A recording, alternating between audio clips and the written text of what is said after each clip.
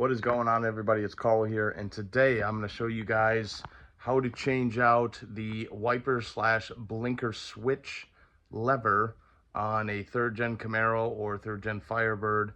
And this is going to apply to a lot of vehicles from the 80s. They're pretty much or a lot of vehicles from the 80s that are made by GM. A lot of them really ran the same kind of steering columns, and that's it. But it's very simple.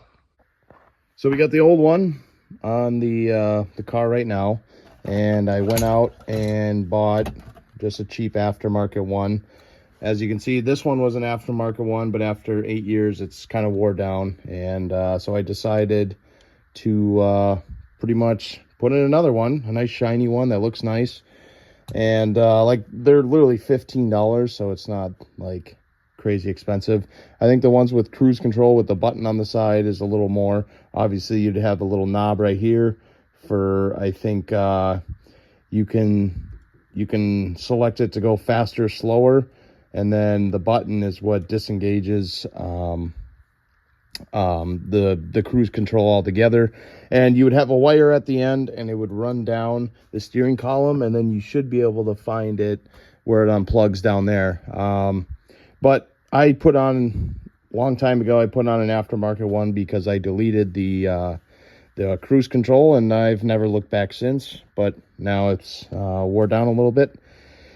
You know, I want to get a nice shiny one in there. So really, all you have to do is you literally just pull out, just like that. It comes right out. And as you can see, there's going to be a key on the end. And we'll look at this one. This one it's there, but it's not as pronounced as that one. But you can see where the key has to go, right? So we know for a fact the key has to go like this. And you're just going to kind of line it up there.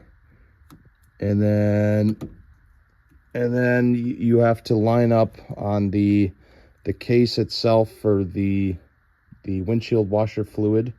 There's 2 keys on that you have to line up. So once you kind of stab it in, you're not going to go all the way. And then you want to line up the wiper washer nozzle switch, line that up, get that key in, and then you can push it all the way on, and it's done. And look at that. We have a brand new switch, just like that. Easy peasy. And it looks 10 times better than this one. And I wonder if they're made by the same company. Oh, this one doesn't say China on the back, so that's cool. That's an upgrade. All right. And that is how easy it is to install a new one. So thanks for watching, everybody. Please like and subscribe, and I'll see you guys in the next one.